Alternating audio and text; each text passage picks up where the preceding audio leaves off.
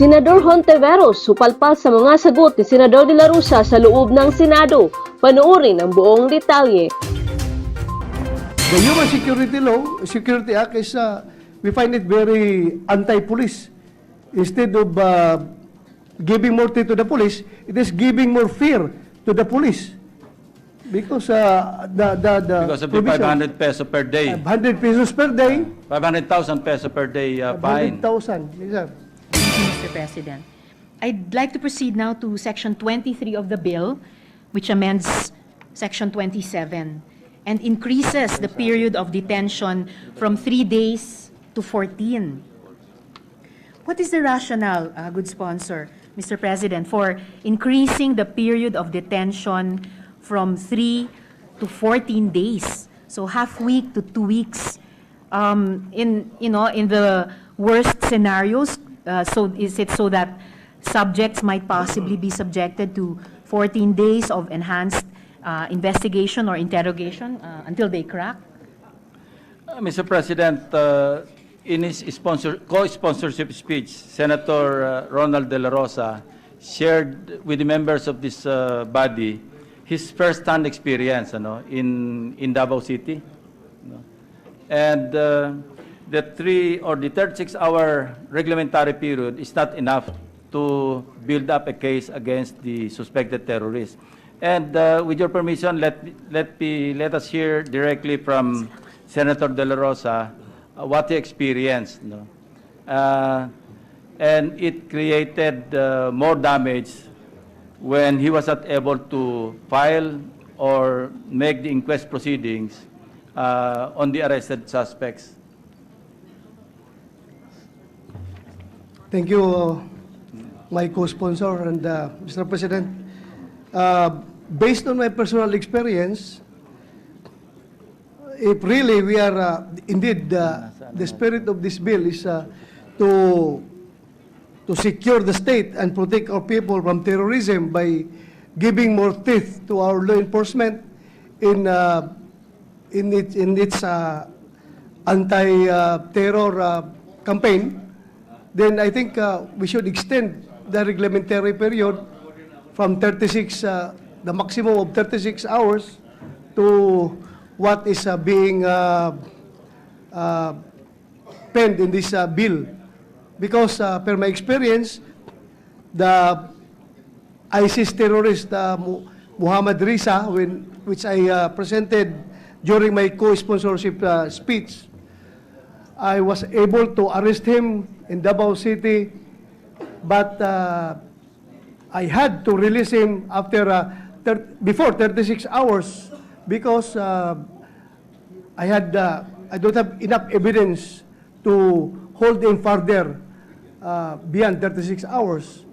But I was fully convinced, the intelligence community was fully convinced, and they were forcing me, they were pleading before me not to release this guy because he was very dangerous. But I told them I cannot do otherwise. I cannot break the law. So I had to release him.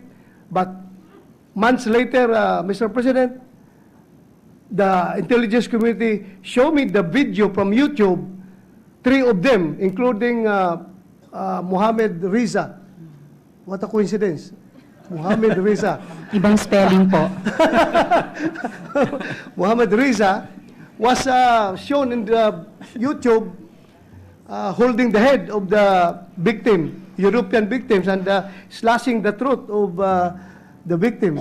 So from being a local black flag terrorist here in the Philippines, in Lanao del Sur, he traveled to Al-Raqqa, Iraq, and he became an ISIS member.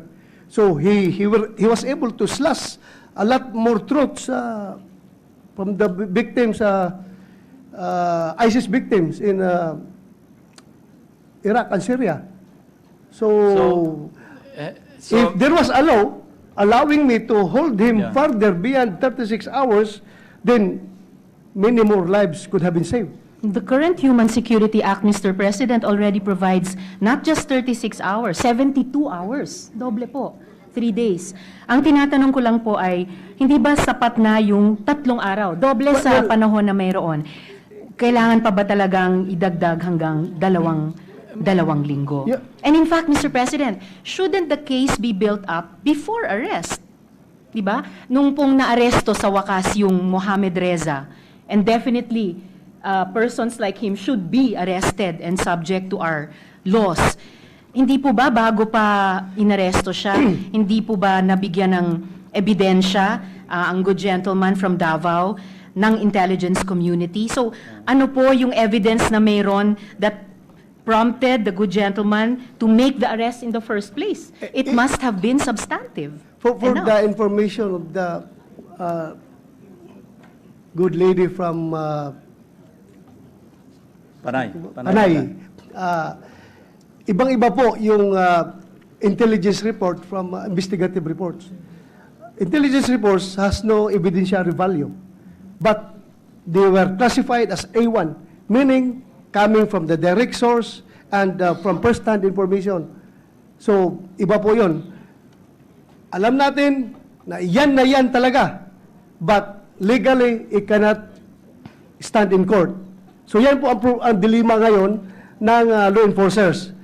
So, mabalik lang ako sa sinabi mo na sinabi ng ating interpolator, the good gentle woman from Panay, that instead of using the 72 hours as provided by the Human Security Act, the law enforcers are more inclined to use the 36 hours provided by the ordinary laws other than the Human Security Act, because we find more convenience in using the Penal Code. other laws Penal Code. other than the Human Security Law, because the Human Security Act is we find it very anti-police. Instead of giving more to the police, it is giving more fear to the police. Because Because of the 500 peso per day. 500 pesos per day, 500,000 peso per day fine. 100,000. Yes, sir. So instead of filing cases for violation of the Human Security Act, the police would instead file ordinary violations of the revised penal code. I understand, to avoid good sponsor. the sabihin natin sword of Damocles, pagbabayaran sila ng 500,000 pesos per day once the suspected terrorist is acquitted. And on top of what Senator De La Rosa has shared with us, during the committee hearing, Mr. President, members of the law enforcement agencies shared with us yung kanilang experience na kulang talaga yung 3 days. And they need more or less 14 days. And that's the reason why we incorporated in this measure yung reglementary period na 14 days. Look, tayo nga, we're just trying to be at par with other ASEAN neighbors, or Asian countries. Sri Lanka, 14 days. Australia, 14 days. Bangladesh, 15 days. Indonesia, 21 days. Ito yung reglementary periods. Pakistan, 30 days.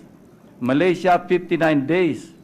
Singapore, 730 days. Tapos tayo, fix yung non-extendable yung 14 days. Other countries, other jurisdictions, yung Thailand, pwede pa sila mag-extend ng another 30 days.